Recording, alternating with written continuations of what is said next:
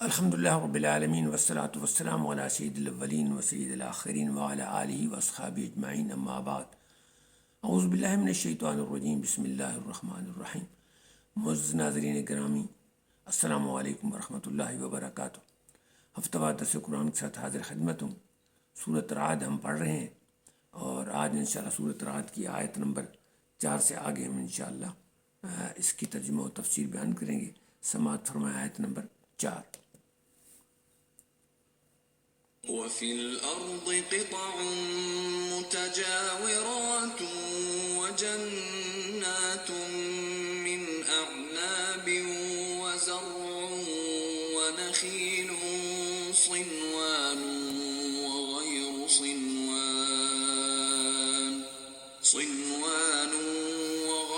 صنوان يسقى بماء واحد ونفضل بعضها على بعض في الأكل إن في ذلك لآيات لقوم يعقلون۔ آیت مبارکہ ہمیں یعنی تھوڑی سی سوچ غور و فکر کی تقریب آخر میں دی گئی ہے کہ زمین میں متجاورات کے معنی ساتھ ساتھ ٹکڑے ہیں۔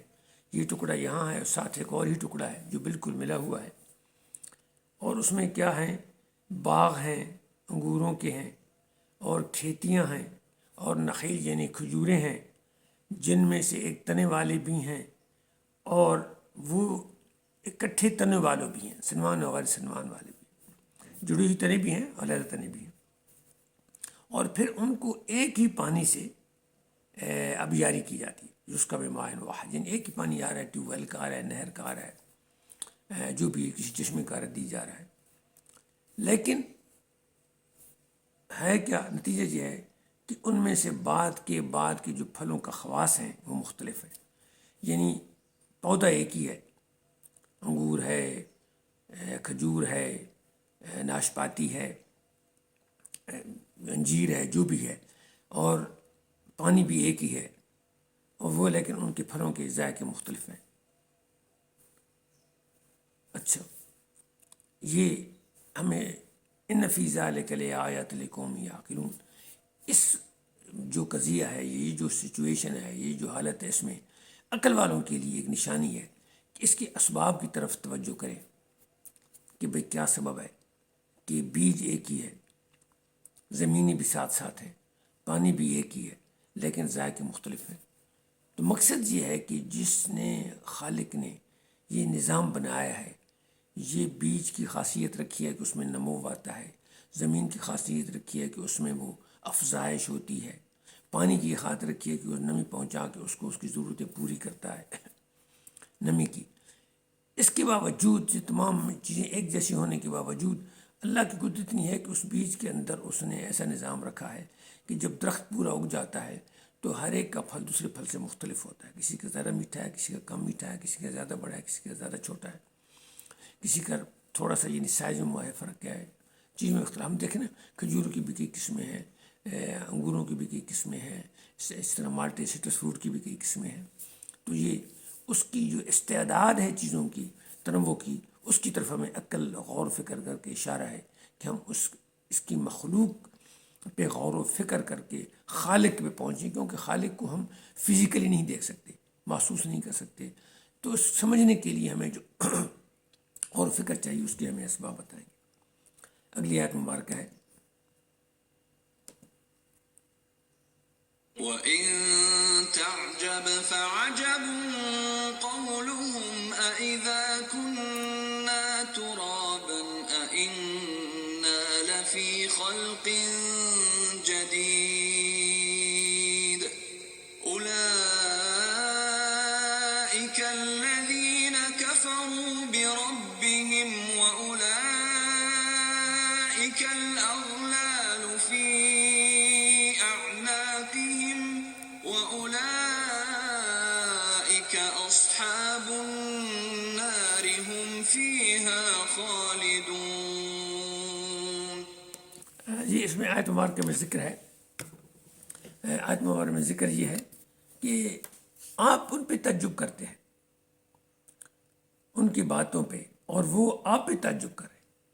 آپ یہ نہیں تعجب کر رہے ہیں کہ میں اللہ کے وجود کے بارے میں، اللہ پہ یقین کرنے کے بارے واحد اس کی توحید کے بارے میں ان کو بتا رہا ہوں، اور وہ اس بات سے انکار کر رہے ہیں، اور وہ آپ کی اس بات پہ تعجب کرتے ہیں کہ بھئی آپ انہیں بہت کہتے ہیں کہ ایک خالق ساری کائنات کو بنانے والا ہے، یہ تو ممکن ہی نہیں ہے۔ وہ تو سمجھتے ہیں کہ بہت سارے خدا ہے، کوئی روشنی کا ہے، کوئی اندھیرے کا ہے، جس طرح وہ کہتے ہیں کہ ہرمن بھی ہے، یزداں بھی ہے۔ تو اس طرح کے وہ نیکی کا بدی کا، اس طرح ادبو کا خیال تھا کہ بہت سارے خدا ہیں اور بت تو ان کے نمائندے ہیں۔ تو وہ کہتے ہیں یہ دونوں کے، وہ اس بات پہ حیران ہیں اور آپ ان کی اس رویے پہ حیران ہیں، اور پھر وہ اس بات پہ بڑے حیران ہیں کہ ہم مٹی ہو جائیں گے، مر جائیں گے، اور پھر مٹی سے ہم دوبارہ زندہ ہوں گے، خلق جدید، نئی ہماری زندگی ہوگی، اور پھر ہم سے حساب کتاب لیا جائے گا۔ وہ کیا ہے؟ اولئک الذین کفروا، یہ وہ لوگ ہیں جنہوں نے انکار کیا ہے اپنے رب کا، اپنے پالنے والے کا، جو ان کو ساری چیزیں مہیا کر رہا ہے۔ پھر ان کو گردنوں میں کیا ڈالے جائیں گے، ان کی زنجیریں ڈالی جائیں گی، اور ان کی گردنوں سے زنجیروں سے کھینچا جائے گا۔ یعنی ہاتھ سے کھینچنے کا بڑا آسان طریقہ ہے، لیکن جب گردن سے کھینچا جائے گا تو بہت سخت ہے، تو پھر بندے کو بڑی تکلیف ہوتی ہے۔ اس لیے گردن کو دبا کے کسی کی زندگی ختم کی جاتی ہے۔ کیا یہ دوزخی ہیں، آگ کے ساتھ ہی آگ میں رہنے والے ہیں، اور اس میں یہ ہمیشہ رہیں گے؟ یہ نہیں کہ یہ چند دن رہیں گے، بلکہ اس کی قیامت کے بعد تمام ان کی زندگی، چونکہ موت ختم ہو جائے گی، لہٰذا اسی سزا میں گزار کریں گے۔ اگلی آیت مبارکہ ہے۔ وَيَسْتَعْجِلُونَكَ بِالسَّيِّئَةِ قَبْلَ الْحَسَنَةِ وَقَدْ خَلَتْ مِن قَبْلِهِمُ الْمَثُلَاتُ وَإِنَّ رَبَّكَ لَذُو مَغْفِرَةٍ لِلنَّاسِ عَلَى ظُلْمِهِمْ وَإِنَّ رَبَّكَ لَشَدِيدُ الْعِقَابِ۔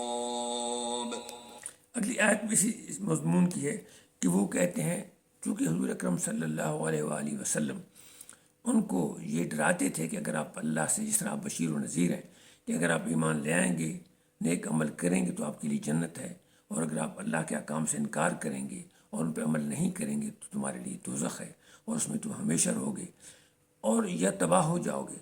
ایک تو مرنے کے بعد دوزخ ہے، اور ایک زندگی میں اس میں بھی عذاب ہے۔ جس طرح کے پہلی امتوں پہ بھی عذاب ہے، اس طرح کی مثالیں ان کے پاس مسورات اس مثالیں موجود ہیں۔ قوم لوط، قوم ہود، قوم نوح، قوم شعیب، قوم صالح، جو سراؤنڈنگ، قوم حجر، جو سراؤنڈنگ حجاز کے ارد گرد تھیں۔ تو وہ کہتے تھے اچھا چونکہ 10-11 سال گزر گئے، قحط تو آئے جس پہ انہوں نے حضور سے دعا کی، درخواست کی، اور ان کے قحط ختم ہو گیا، لیکن ایسا عذاب نہیں ہے کہ وہ سارے ختم ہو جاتے۔ تو وہ کہتے عذاب لے آؤ، وہ جلدی مانگ رہے ہیں آپ سے عذاب کو، حالانکہ یہ جو ان کو مہلت ملی ہے ان کے لیے اچھائی اور بھلائی ہے، اس کی قدر نہیں کر رہے ہیں کہ اس میں ان کو فرصت ملی ہے کہ وہ عذاب سے بچ جائیں، لیکن یہ ان کی بدقسمتی ہے کہ وہ مانگ رہے ہیں۔ اور اس طرح کی جو مثالیں ہیں پہلے گزر چکی ہیں، جس طرح میں نے کہا قوموں کی گزر چکی ہے، لیکن مسئلہ یہ ہے، حکمت یہ ہے، وجہ یہ ہے کہ اللہ کی جو ذات ہے لذو مغفرت اللہ، لوگوں کو بخشنے کو اللہ تعالیٰ پسند فرماتے ہیں۔ اللہ کی رحمت جو ہے وہ وسیع ہے، اللہ لوگوں پر رحم کرنے والے رحمان ہے۔ اس دنیا میں وہ رزاق بھی ہیں اور رحمان بھی ہیں، تو وہ لوگوں کو ڈھیل دے دیتے ہیں، مہلت دیتے ہیں، اور پھر اللہ کی مہلت کئی سو سالوں تک ہوتی ہے، تو پھر لوگ اس بات کو نہیں سمجھتے ہیں، اور وہ جلدی کے نتیجے کی وجہ سے اس کی حکمت سے اور اس کے فضل سے اور اس کی ربوبیت سے اور اس کی وحدانیت سے انکار کر دیتے ہیں۔ اور اچھا اللہ کا صاحب کیا ہے؟ ذو مغفرت والے ہیں لوگوں پر، ان کے ظلم کے باوجود، اعلیٰ ظلم ہے، یعنی لوگ ظلم کر رہے ہیں، یعنی اللہ کے لوگ حقوق ادا نہیں کر رہے ہیں، وہ بھی ظلم کر رہے ہیں، لوگوں کے حقوق ادا نہیں کر رہے ہیں اللہ کے احکام کے مطابق، وہ بھی ظلم کر رہے ہیں۔ تو ان کے ظلم کے باوجود اللہ ان کو مہلت دے دیتے ہیں، کیوں؟ کہ وہ لوگوں کو بخشنے کو پسند کرتے ہیں، ان کے ساتھ نرمی کو پسند کرتے ہیں۔ لیکن اس کے ساتھ اللہ کی جو پکڑ ہے وہ بہت زیادہ ہے، شدید العقاب۔ آپ یہ نہ سمجھیں کہ بھئی آپ کو چھوڑ دیا گیا ہے، یہ مہلت دی گئی ہے تو آپ کو کوئی اکاؤنٹیبل نہیں ہوگا، یا آپ کی کوئی محاسبہ نہیں ہوگا، بالکل محاسبہ ہوگا۔ اگلی آیت مبارکہ۔ وَيَقُولُ الَّذِينَ كَفَرُوا لَوْلَا أنزل عليه آية من ربه إنما أنت منذر ولكل قوم هاد. آیت مبارکہ بڑی خوبصورت ہے. اب کفار یہ کہتے تھے کہ بھئی آپ نبی ہیں، ہمیں کوئی اور اس کا پروف چاہیے کہ آسمان سے فرشتہ آئے اور وہ کہے کہ آپ نبی ہیں. یہ آپ کے ساتھ ہر وقت کوئی فرشتہ کیوں نہیں ہے کہ جہاں آپ جا رہے ہوں وہاں سخت روشنی آ جائے یا سخت اندھیرا آ جائے یا کوئی ایسی خوفناک چیز آ جائے جس سے ہمیں پتہ چلے کہ آپ نبی ہیں.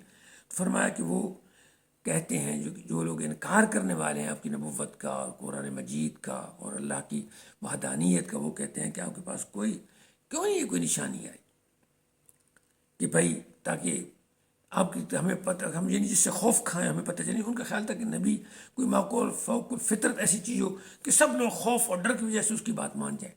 اللہ کی حکمت یہ ہے کہ ہم برضا اور رغبت اس کے احکام کو مانیں. اگر اس نے خوف سے منانا ہے تو کیا مشکل ہے، وہ تو مرنے کے وقت آدمی خود ماننے کو تیار ہو جاتا ہے، لیکن اس وقت توبہ قبول نہیں ہے. اچھا، پھر فرمایا کہ اللہ تعالیٰ آپ اس پہ پریشان نہ ہو کہ وہ انکار کر رہے ہیں، آپ جو ہیں ڈرانے والے لکل قوم ہاد، اور ہم نے ہر قوم کو ایک ہدایت والا دیا ہے. یعنی آپ بھی ان کو ہدایت دینے والے ہیں، اس کو مانے یا نہ مانے اس میں آپ کی پریشانی کی ضرورت نہیں ہے. آپ نے اپنی تبلیغ کرنی ہے اور آپ نے لوگوں کو اس کے بارے میں بتانا ہے. آپ لوگوں کو ہدایت دیں، ان کو بتائیں، آپ پریشان نہ ہوں. اور ہر قوم کے لیے ہادی ہے. اچھا، اس میں یہ جو ہادی کا یہ لفظ ہے لکل قوم ہاد، یعنی جتنی بھی قومیں گزری ہیں آدم کے بعد، جب ایک وقت معین گزر گیا اور لوگ گمراہ ہو گئے، اللہ نے ایک نبی کو بھیجا، پھر نبی کو بھیجا. یہ سلسلہ چلتا رہا. اس کے بارے میں کہا تھا کہ 1,24,000 پیغمبر ہے، کیونکہ بہت مدت تھی، بہت علاقے تھے، بہت زبانیں تھیں، تو یہ بالکل معقول بات ہے. اگر کچھ لوگ اس میں اعتراض کرتے ہیں کہ حدیث قوی نہیں ہے، لیکن درایت کے لحاظ سے، عقل و سمجھ کے لحاظ سے بالکل ٹھیک ہے. دنیا بہت وسیع و عریض ہے، اللہ تعالیٰ ہر ایک کو ہدایت دینا چاہتے ہیں. پھر حضور آ گئے، آپ خاتم النبیین ہیں. اس کے بعد آپ کے صحابہ کرام جو ہیں انہوں نے اسی ہدایت کے سلسلے کو جاری رکھا. اس لیے حضور نے فرمایا کہ اصحابی النجوم بِأَيِّهِمْ اقْتَدَيْتُمْ اهْتَدَيْتُمْ، جس کی آپ پیروی کریں گے انشاءاللہ ہدایت پائیں گے. پھر اس کے بعد اللہ تعالیٰ نے علماء حق پہ ذمہ ڈالی ہے کہ وہ اپنے دعوت کو قرآن اور حدیث کے مطابق رکھیں. اگر خواہشات کے مطابق رکھیں گے گمراہ ہو جائیں گے. صرف قرآن کے فرائض کو فرائض، قرآن حدیث کے واجبات کو واجبات، ان کو کہیں. باقی اپنی ذات کی رائے تو انہیں اپنی رائے کہیں، فرض یا واجب نہ کہیں. تو اللہ تعالیٰ آپ کو اور مجھے قرآن مجید سمجھنے کی توفیق عطا فرمائے. اب ہمارے سامنے قرآن اور حدیث ایک واضح صحیح مستند ذریعہ ہے. علماء بھی ہیں، لیکن بڑا ضروری ہے کہ اب علم بڑا پھیل گیا ہے، ترجمے احادیث کے اویلیبل ہیں، تو ہم ان پہ غور کریں اور توجہ کریں. اللہ تعالیٰ مجھے اور آپ کو قرآن مجید پڑھنے کی، اس پہ غور کرنے کی توفیق عطا فرمائے. لوگوں تک نیکیاں اور بھلائیاں پھیلانے کی توفیق عطا فرمائے. امت مسلمان کو عادل حکمران عطا فرمائے اور ہمارے گناہوں کو معاف فرمائے اور ہماری کوششوں قبول فرمائے. انشاءاللہ اگلے ہفتے ملاقات ہوگی. والسلام علیکم ورحمۃ اللہ وبرکاتہ.